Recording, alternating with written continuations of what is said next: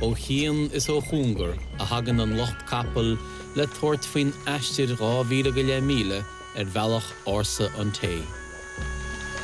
Melta ag bainte nearraí I bhuiris Sisman Bana in the Wasan na Crínta té, agus as jascar an mugín té a oltar inis a chulicheord gon daun. Táthar ag ól té an seo in lán na sé slíomh I Yunnan le 3,000 bliain.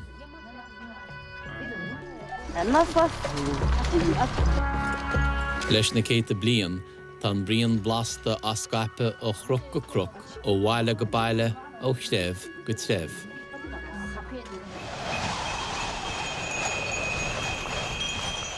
Aistir sé bhíad a gceist bhóthar an té as dhíomhú I Yunnan go lasa I Tibet.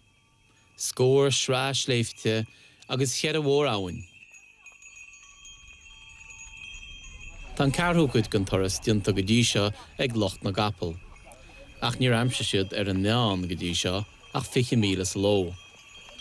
Rachamuid I ggóladar ríist leis, agus iad a gáil isteach go Shangri-La, tailte spirid, taifsí agus deall.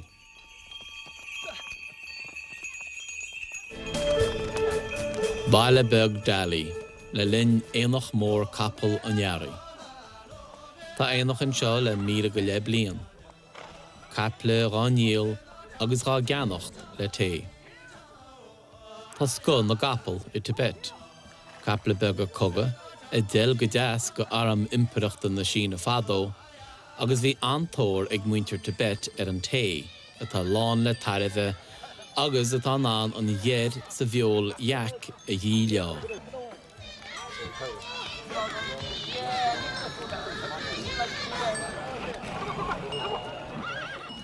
Is beg áhrú an íonach ó ré orga an bmhóthid té. Tá sé plódaí a gúnaí le daoine a lorg mar go maith.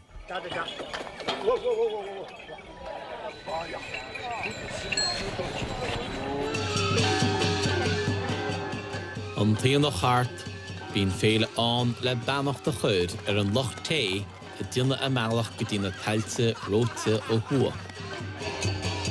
Óráin agus bounsa le sláánna ága leis an dam is cúis le Rachmas Dali, agus le aistir sláánna chuntúirt a Rhiarab sa le bhide siad as Tibet faoi cheann bliana.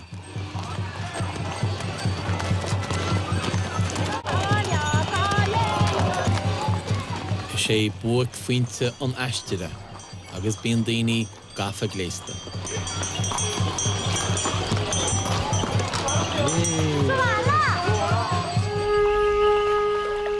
Ach is gear go gafar derma dhéine an geilúra, agus díadú a meallach achrannach ribh amach I Shangri-La.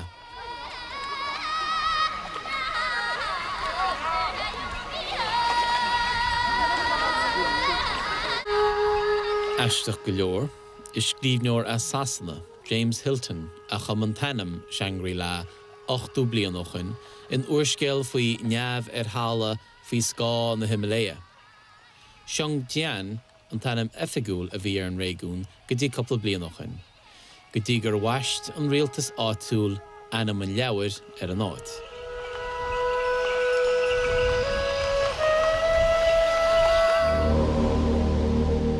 Slíomh si tú, Crílár búdach Shangri-La.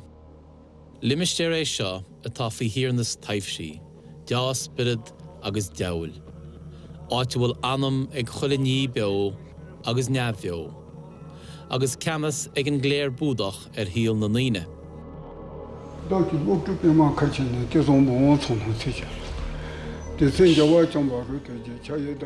Le mainechan lei, searmanas atá a sean leis a geo.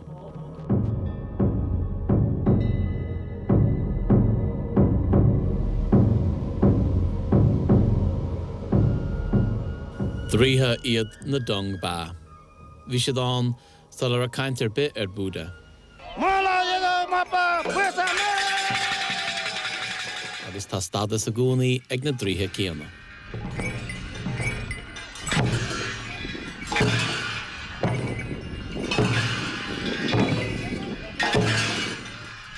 offráil an té, le locht na gapal a chuineal sláán ó na hainsbrid is sléifte scanrúla na Himalaya.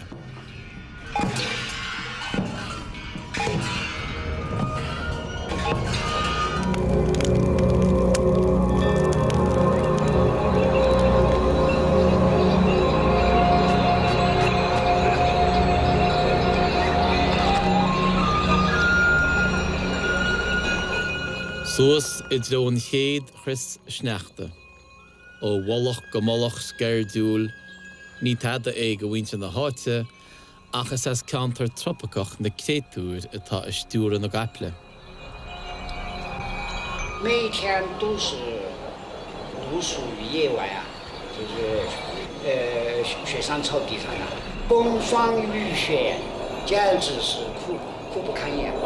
初初走的时候呢，就觉得有说有笑啊，都同伴们都讲故事啊，唱的唱啊，觉得很高兴。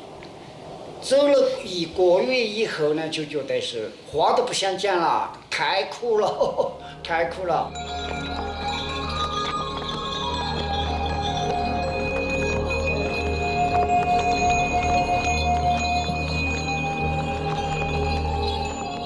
Dina inis bhaile beg ina bhfuil drám muintirthe le locht na gapal. Tá fear óg go le pósa. Údar mórtais ach ní údar glindar. Seo de dimín. Níl se ach sé bliana déag, agus is beg áthais faoin glánas. Glánas leis an talach is gostalí sa gantar. Is beg muoine ag go bhaintir hain. Ní réon spré ag le tuairte seach sa bósa, agus siad muintir rá a íocas an bhainis. Is beg measa bheith sa teach nó.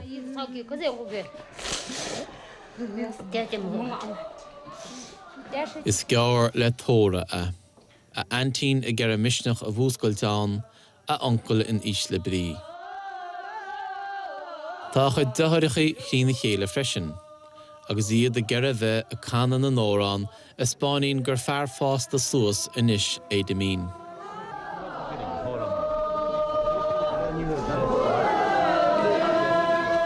Sochaí matriarcach seo, an láimh in óchtúir ag meán. Tá an bmhóthir in anchaí. Tá macín cáil teice agus an uasar sin tá sí náirí ceall airgid na bantse.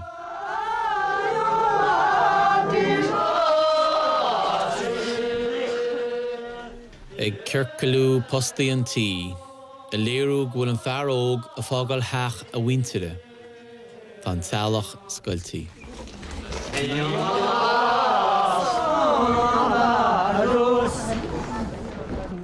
Tá sé náimimeacht.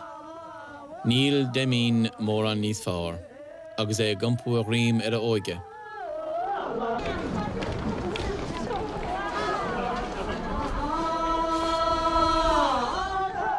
Fanna an bmhóthir Somáile, sí máthir na brídóige an matriarch láidir, a bheith a gceannas festa. Tá náit beagnach srichte ag gaolta an leadóg I measc locht na gapal. Cúis ceillir a róp sin gúil clownas fábhreachtaíonta. Tá féiste rá réiteach. Ní ag súma an vídeoig a fear go mbeidh bhainis thart. Is an sinna chuchas an lánún os cuara chéile.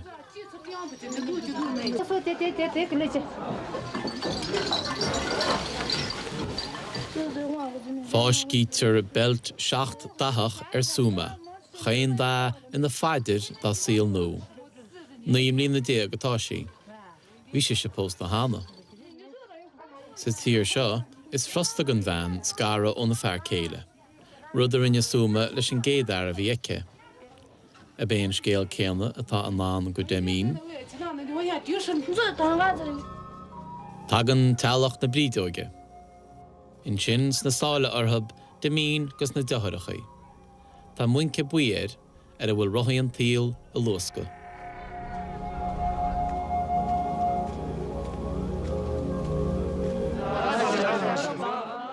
Ba plód ag a bósa seo, idir wacht agus hefir. Scaran na fér agus na mrá. bín féistir le ag an dá grúpa.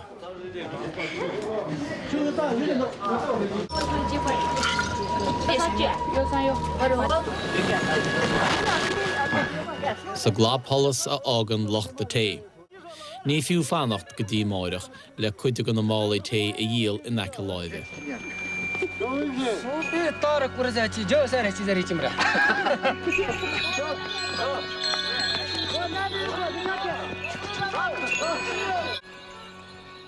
Ní hén sneachta is meas a rób, ach leach éire pacailte.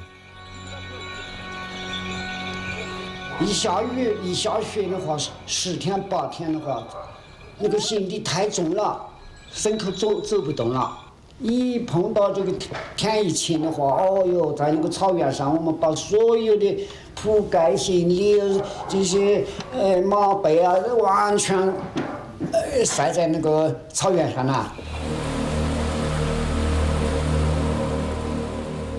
An tamró céanna ag cheire mhór bhealach isce. Déta a bheith laithanta fada a gcuil ó áit go háit sa seoc agus sa gceó ag gearragáil trasna. Agus arnó, gá diteach cumradaí leat ní étaí an chuideile a chur an mhuil ó gá chóirtú.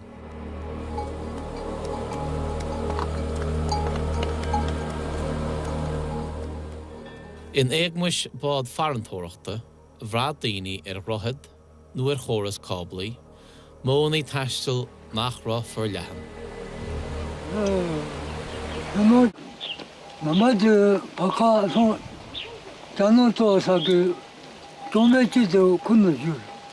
Mama zaman di saku. Tano de ule tano mata de torin de oko tudo yoji meso oko jaje tutuku.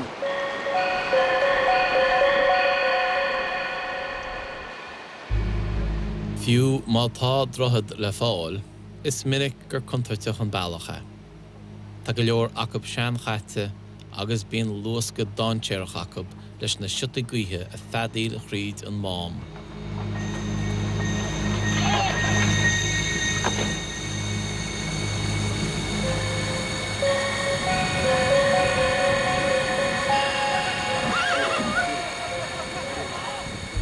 Níl an capelín seo ré fós, má tá an spreacha inte agus má éiríonn le an túlach a chaithe. Tá sí ar a dteiceal ar dús is snábhan na asa, ach nar a bhfuil an tuirse í, téann sí leis an seo I dro an bhuach.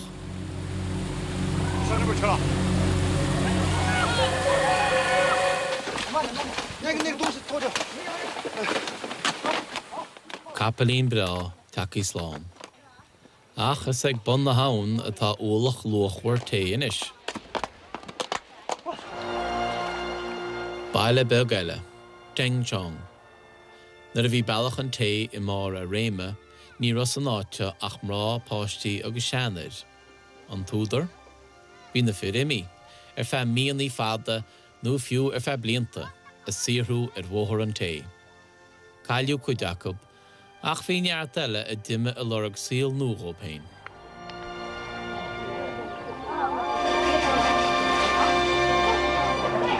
不是有一句话说，以前要走一方八，比起要把老婆嫁了嘛。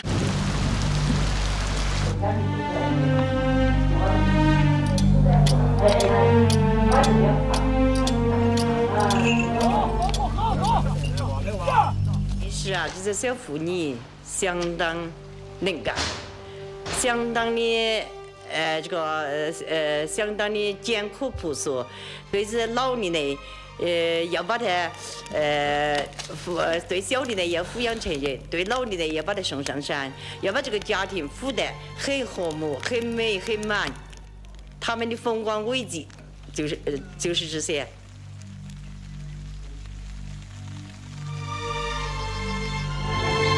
所以呢，合成这个整洁牌坊的这说，这是小妇女了嘛，在家要扶老扶小、勤俭持家。